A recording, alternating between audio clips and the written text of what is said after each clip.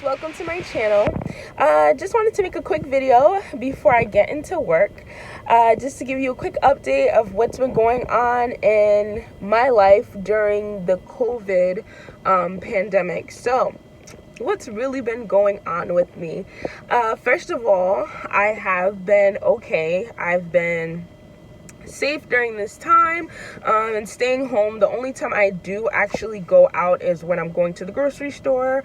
Been staying at home working on my classes that I'll be teaching. I just got certified to be a BLS instructor, so now I'm just been studying and preparing for that, especially because after everything is over, I'll be starting to open up my classes, open up the sessions that I'll be having to teach. So that's what's been going on.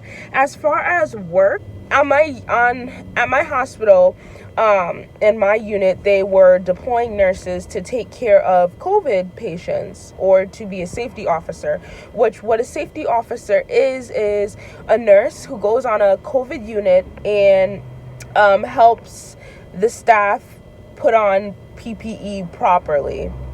But in order to do that, you had to get trained. So they were offering training on my unit, but it wasn't mandatory.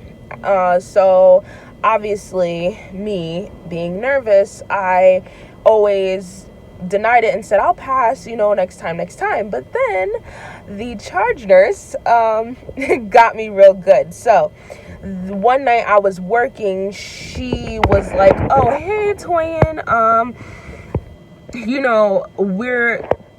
our unit is transitioning, and not just me, but other nurses. Our unit is transitioning, so you guys need to be prepared to put on the PPE. So you have to be trained to don on and don off the PPE. So I was like, okay, sure, yeah, since it's starting to be mandatory, I will do the training. So I did the training. They signed me off for the training. Then the next day I came into work, and guess who was deployed? Yes, me. I was deployed, and I was so, at first I was so furious because I was nervous, and I was like, oh my gosh, because either when you go on the unit, you're either a safety officer or you actually take on an assignment. So I was like, Lord, Father God, please do not let me, get an assignment. Please, keep me safe and everything. I was really nervous. I was freaking out. My heart felt like it was about to come out my chest. And I was like, okay, calm down. You haven't even been on the unit yet. Just wait. So I got to the unit. Before I went to the unit I was assigned to, they told me, they said, you will be a safety officer tonight. And I was like, whoo, chale. I was like, oh, thank you, Jesus.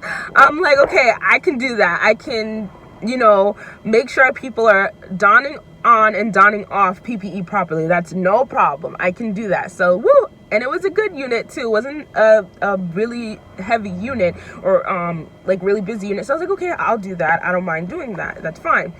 So then, everything was going good and everything, and it was a good night. It definitely was a good night. So I was like, okay, thank God.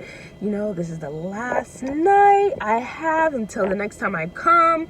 So then I come back again, another shift.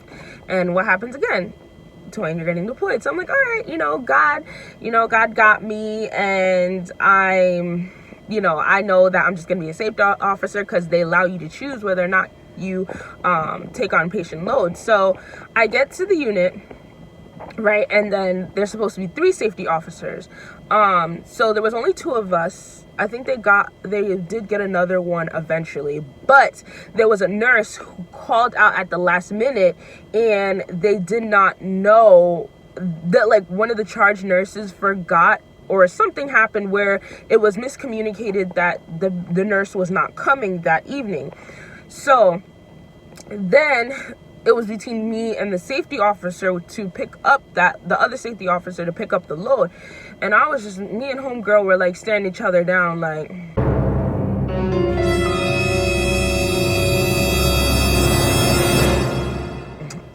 ain't doing it. But then the other safety officer, she had a valid point of why she could not do it, because she had, some like other underlying medical issues, which are at that point I was like, okay, Lord, like I know that I don't know. I know that you protecting me. I know you have me. I know you got me under your hedge of protection.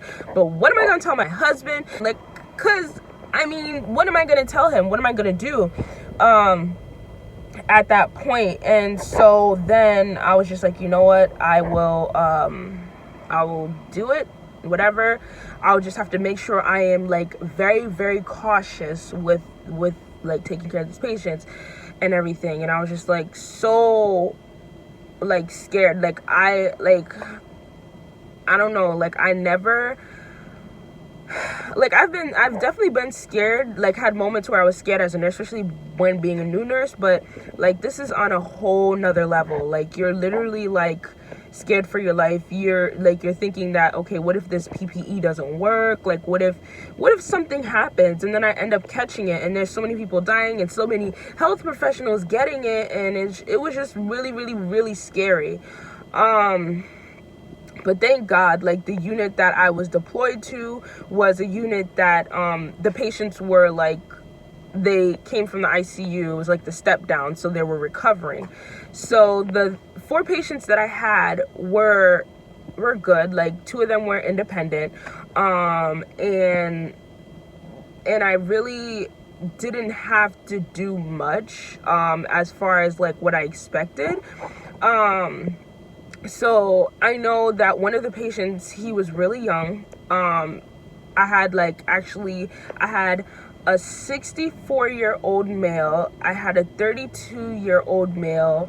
I had one lady, I think she was in her 40s, and the other person was in their 50s. So it was kind of a range of ages, but I do remember the male that was 32, and it just surprised me, like, like these are actual people, like these are not numbers, like these are actually human beings, like when you actually take care of them, it's like you have a different perspective. But like it was just like, wow, like these people are like it just surprises me how people really don't like stay home, or like people don't actually still take this seriously. Not saying that all people are, because people are definitely taking it seriously, but at the same time it's like, how can you not take this seriously? So I went in, clustered my care, made sure I did my assessments, gave meds, everything at the same time, so I didn't have to keep frequently going in the room, which was very, very helpful.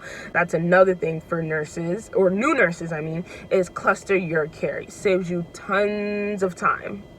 Trust me, whether it's a COVID patient or not COVID patient, when you're in your nurse practice, you will learn that you need to cluster your care. So that's what I did when I was taking care of them and everything. But yeah, it was definitely quite an experience, but it wasn't that bad. Thank God it wasn't as bad. But it just made me think, like, because 2 of them were supposed to get discharged the next day.